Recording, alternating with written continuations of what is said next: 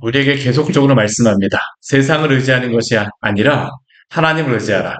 그런데 세상을 의지하는 것이 아니라 하나님을 의지하는 것이 쉬울까요? 쉽지 않습니다. 만약 그것이 쉽다라고 하게 되면요. 이사야 말씀이 66장까지 말씀이 있을 필요가 없습니다. 그렇지 않습니까? 사실 이 말씀의 내용을 보게 되면 계속 반복됩니다. 세상을 바라보는 것이 아니라 하나님을 의지하라. 아수를 의지하는 것이 아니라 하나님을 의지하라. 애굽을 의지하는 것이 아니라 하나님을 의지하라. 계속 그 말이 반복되는 것입니다. 하나님을 의지하라고 이스라엘 백성들에게 줄기차게 이사야 선지자는요, 그 평생을 다하여서 외쳤습니다.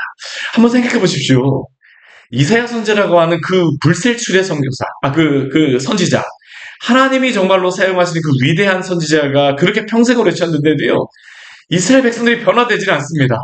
그 놀라운 그 선지자가 하나님의 그 말씀을 전하는 그 선지자가 외쳤는데도 불구하고요.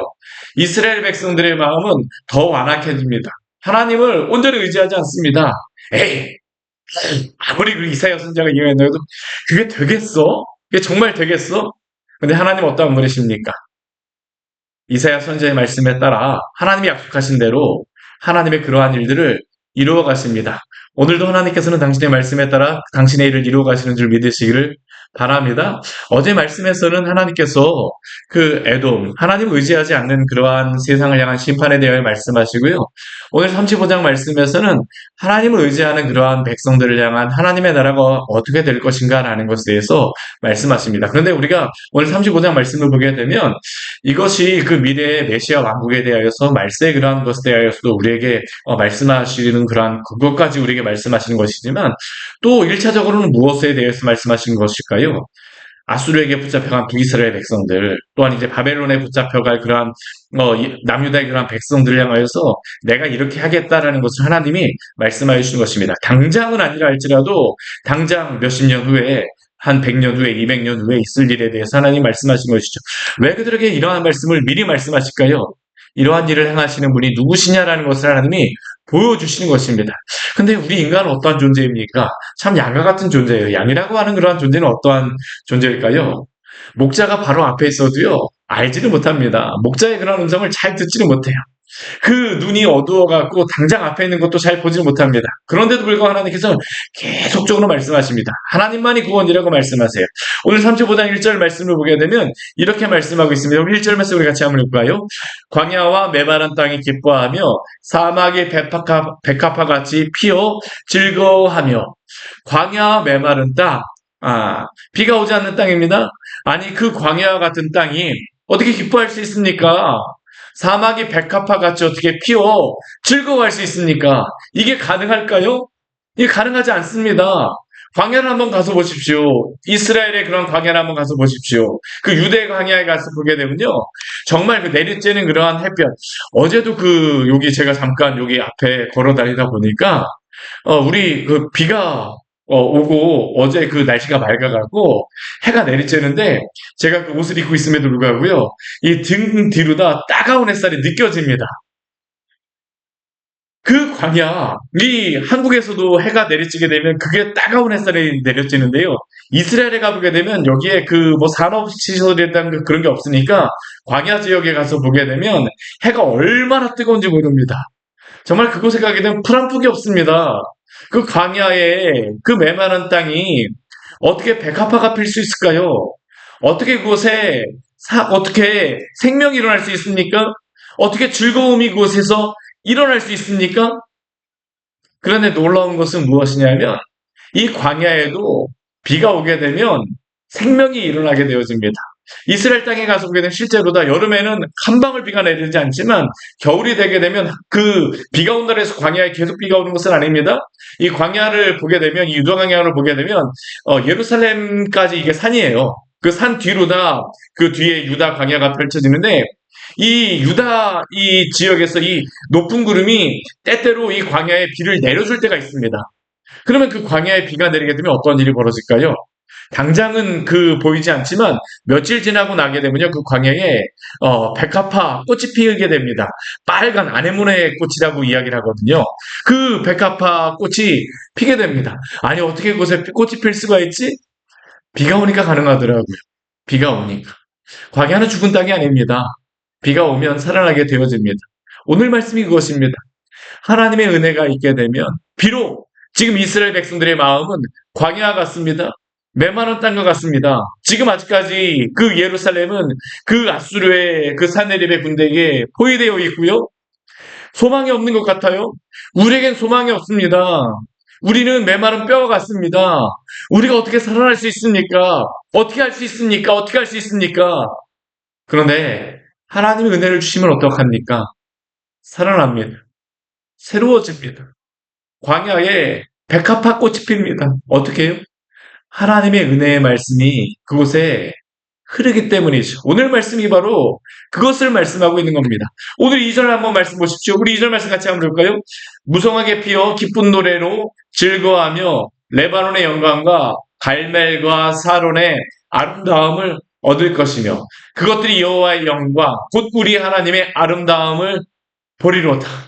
이게 참 놀라운 것이 무엇이냐면 영광을 볼 수 없는 사람들, 볼 수 없는 그 광야, 그곳에 비가 내리게 되면 꽃이 피는 것과 같이 하나님의 그 영광의 그러한 빛을 비추어지게 되면 그 사막과 광야 같은 그러한 인생 가운데에 소망과 생명이 일어나게 될 줄 믿습니다. 이게 바로 생명의 그러한 은혜죠. 구원의 은혜죠. 오늘 이 말씀은 단순히 광야가 살아난다는 것만 이야기하는 것이 아닙니다. 하나님의 그 은혜의 그러한 빛이 비추게 되면 영혼이 살아나게 되는 것을 이야기하는 겁니다. 정말로 그렇습니다. 저도 교회를 개척하고 나서 여러 분들을 만나, 여러 분들, 정말 여러 가지 많은 일들을 겪으셨던 그런 분들을 만나고 또한 제가 복음을 전하게 되지만 제가 항상 경험하는 것 중에 한 가지가 뭐냐면요. 아무리 그 인생이 광야 같은 인생이라 할지라도 하나님의 그 영광의 빛을 보게 되고 하나님의 그 말씀의 능력, 그 생명의 그 생수가 흐르게 되면 다 살아나더라고요. 하나님의 영광의 빛이 놀라운 그 은혜가 있습니다. 오늘도 살리시는 그 은혜가 있는 줄 믿으시기를 바랍니다. 우리의 영혼을 살리시는 것은 무엇입니까? 하나님의 소망이죠. 오늘 말씀에서 그것을 이야기하는 겁니다. 이스라엘 백성, 우리에게는 소망이 없습니다. 우리에게는 아무것도 없습니다. 오늘 여기에 보게 되면 레바논의 영광, 갈멜, 샤론의 아름다움, 이 지역이 다 어떤 지역이냐면요. 생명이 있는 지역들입니다. 그 광야 같은 그러한 지역들에서도 이스라엘 보게 되면 이게 참 이스라엘이 신기한 게 뭐냐면 이스라엘 그 좁은 땅덩이입니다. 그 강원도만한 그러한 땅덩이인데 그곳에 보게 되면 전 세계 모든 기후가 다 있습니다. 열대 기후서부터 시작해갖고요. 심지어는 눈까지도 됩니다. 헤브론산 보게 되면 한 4월 그때까지도 눈이 있습니다. 가장 추운 지역서부터 가장 더운 지역, 사막의 지역까지 모든 날씨가 다 있어요. 이 레바논의 영광은 그 백향목 그 숲의 그러한 영광이고요. 갈멜산도 보게 되면 이스라엘 땅에서 그 북쪽 지역은 비가 옵니다. 이 샤론의 지역도 아름다움이 있는 그러한 지역입니다. 하나님의 영광이 비치는 그러한 것에는 이러한 영광의 그러한 생명이 있다라는 겁니다. 여호와의 영광 곧 우리 하나님의 아름다움을 보리로다. 그들이 보겠다라는 것입니까? 아니요.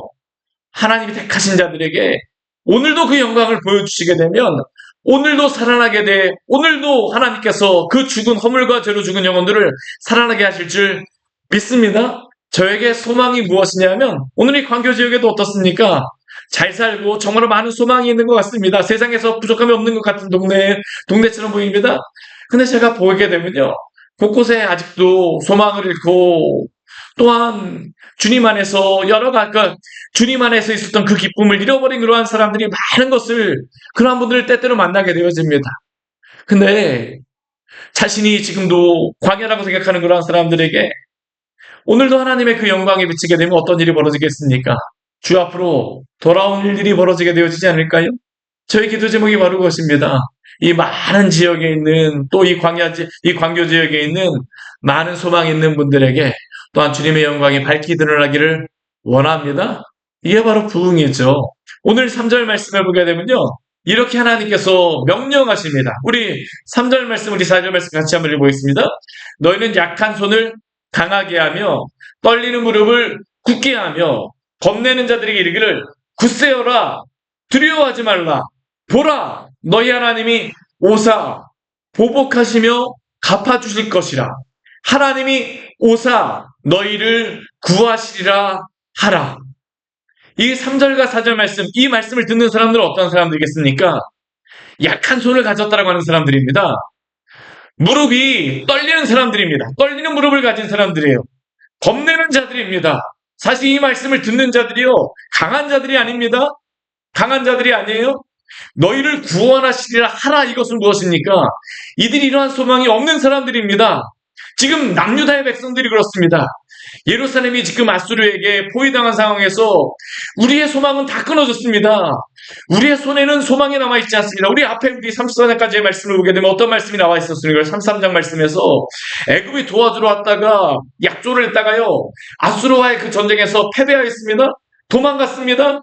그 약조를 하러 갔던 사람들, 그 조약을 맺으러 갔던 사람들, 그 병사들, 그 용사들, 애굽이 조금만 도와주면 우리가 할 수 있어. 우리가 할 수 있어. 근데 애굽이 돌아가고 나니까 어떻습니까? 우리에겐 소망이 사라졌어. 우리는 아무것도 할 수 없어. 당장 어제까지만 해도 그 애굽과 함께하여서 아수르를 대항할 수 있다고 했던 사람들이 지금 어떻습니까? 소망이 없어졌다고 이야기합니다. 우리에게는 아무런 방법이 없다고 합니다. 심지어 뭐라고까지 이야기할까요? 하나님이 우리를 버리셨다고도 그들은 이야기하였을 것입니다. 왜냐하면 그들은 하나님이 그들의 구원이 아니라 사실은 애굽을 도왔던 하나님의 그 손이 없어지니까 하나님이 그들을 돕지 않는다라고 이야기하는 겁니다. 근데 우리가 이사야 말씀을 통해 하나님이 말씀하시는 것이 무엇입니까?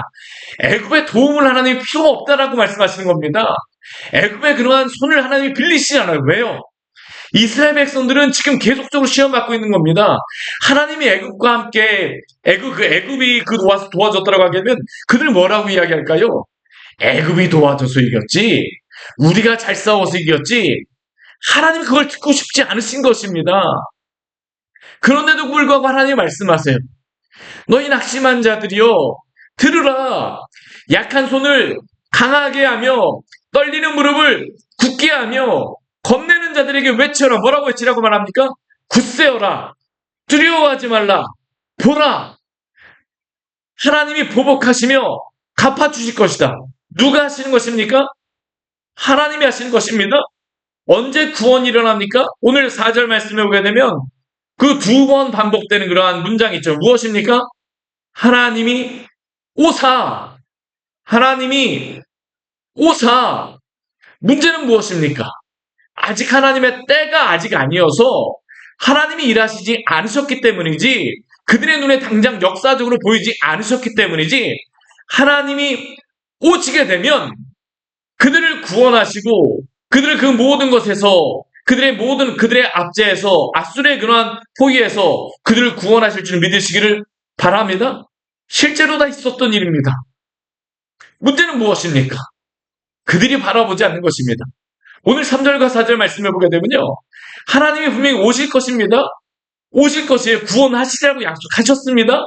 문제는 무엇이에요? 그들에게 하나님이 오실 것이지만 약한 손을 강하게 하라고 이야기합니다. 떨리는 무릎을 굳게 하라고 이야기합니다. 굳세라고 이야기합니다. 두려워하지 말라라고 이야기합니다. 왜요? 하나님이 도우시고 난 다음에도요, 이들이 그 하나님이 도와주셨다는 것을 그들이 온전히 믿지 않고 하나님을 의지하지 않게 되면요, 도움은 한 번으로 끝납니다. 이게 참, 이 기적이 사람을 변화시킬 수 없는 이유가 뭐냐면, 한 번 하나님이 도와주시게 되면요, 이게 습관이 되면 뭐냐면, 하나님이 이번에도 도와주시겠지입니다. 사실 하나님께서 그 도움을 통하여서 하나님이 원하시는 것은 무엇일까요? 약한 손을 강하게 하고 떨리는 무릎을 굳게 하고 굳세고 두려워하지 말고 일어나라는 겁니다.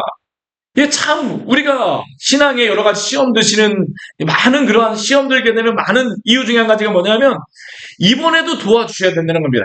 이번에 안 도와주시면 하나님이 안 계신다라고 그들은 이야기합니다. 이스라엘 백성의 항상 그 변명이 무엇이었습니까? 이번에 안 도와주시게 되면 하나님이 계신지 안 계신지 모르겠다. 출애굽기에서 계속 이야기하는 것이 그것이었잖아요. 근데 하나님이 안 도와주십니까?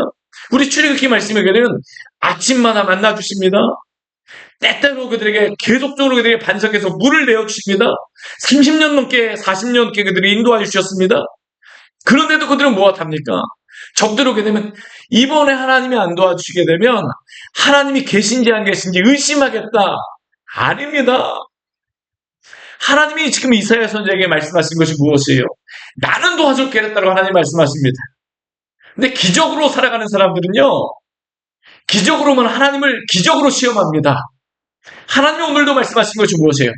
약한 손을 강하게 하며 떨리는 무릎을 굳게 하고 굳세게 하게 두려워하라. 이게 우리의 힘으로 하라는 게 아닙니다. 하나님 의지하라는 겁니다. 사랑하는 여러분, 오늘도 하나님 의지함으로 말미암아 우리에게 맡겨진 일을 믿음으로 잘 감당하는 우리의 믿음의 성도들이 되어지기를 원합니다. 기적이 변화시키는 게 아니에요. 하나님을 의지하는 사람들은 하나님의 그 도우시는 손길들을 오늘도 봅니다. 오늘도 봐요. 오늘도 역사하시는 하나님. 하나님이 방학을 맞으실까요? 아닙니다. 인간에게나 방학이 있는 것이지. 하나님 방학이 없으세요. 쉬지 않으시는 하나님. 오늘도 도우시는 하나님. 우리 바다를 덮음같이 하나님의 영광을 오늘도 하나님의 영광으로서 오늘도 당신의 영광을 드러나시겠다. 이게 바로 오늘 말씀에서 말씀하시는 것이죠. 오늘 뒤에 한번 말씀 보십시오. 계속적으로 그것을 말씀하십니다. 오늘 이 말씀이 얼마나 놀라운 말씀입니까?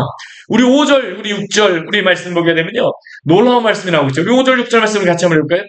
그때에 맹인의 눈이 밝을 것이며 못 듣는 사람의 귀가 열릴 것이며 그때 저는 사슴이 뜰 것이며 말 못하는 자의 혀는 노래하리니 이는 광야에서 물이 솟겠고 사막에서 시내가 흐를 것입니다. 도대체 여기 광야에서 물이 솟겠고 사막에서 시내가 흐른다는 의미가 무엇일까요? 이게 기적과 이게 계속 일어나는 것만 이야기하는 겁니까? 아닙니다. 본질적으로 이것을 의미하는 것은 무엇일까요? 이것은 그리스도에 대한 예표입니다.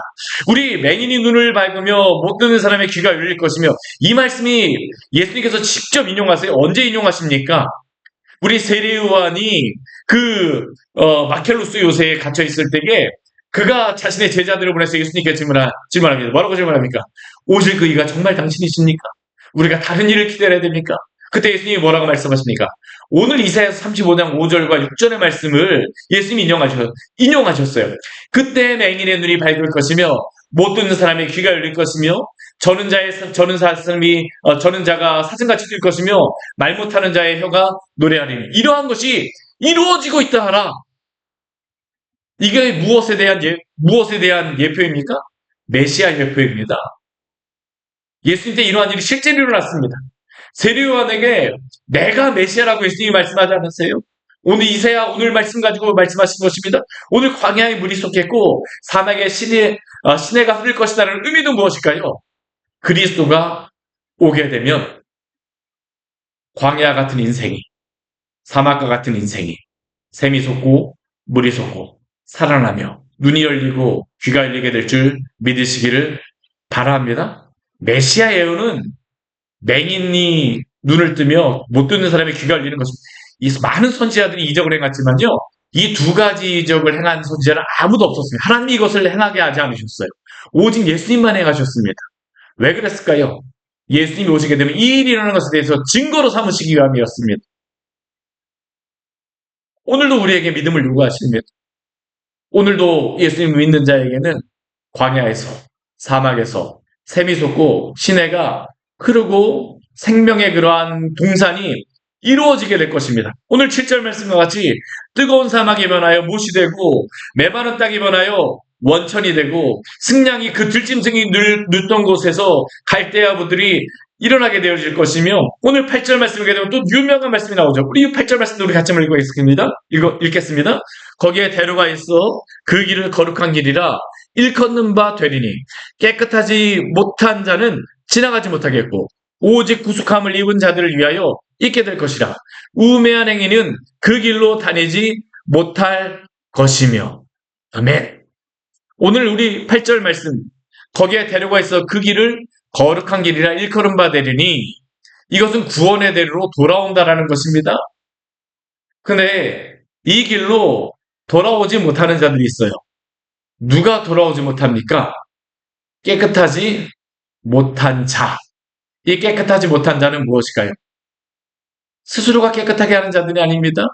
앞에 우리 5절과 6절 말씀하게 되면 메시아 예언에 대해서 예수님이 말씀하시잖아요.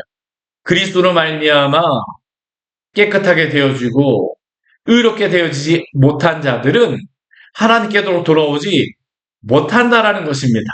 오직 예수 그리스도를 믿음으로만 결국 오늘 이 말씀에서 무엇을 말씀하실까요? 믿는 자만이 구원을 받으리라는 겁니다. 믿는 자만이. 나의 그러한 것을 의지하는 것이 아니라 하나님을 믿고 그리스도를 믿음으로 말미암아 광야 가운데 있다 할지라도 주님을 의지함으로 말미암아 떨리는 무릎을 굳게 하고 떨리는 손을 굳세게 하며 굳세고 담대한 마음으로 믿음으로 주님을 의지하는 자, 그러한 자들에게는 오늘도 대로가 열린 줄 믿으십시오. 우리 주님이 열리게 하는 그 거룩한 길을 걸어가게 되어질 것입니다. 오직 구속함을 입은 자들을 위하여 있게 될 것이라. 근데 누구는 이 길로 오지 못합니까? 우매한 행위는 그 길로 다니지 못한다라고 우리 8절 말씀이 이야기합니다. 근데 이 8절 말씀이 두 가지로 해석될 수 있습니다. 우매한 자가 그 행인이 그 길로 다니지 못할 것이다라는 의미로서도 해석될 수 있지만 또 다른 그 번역은 어떻게 해석될 수 있냐면요.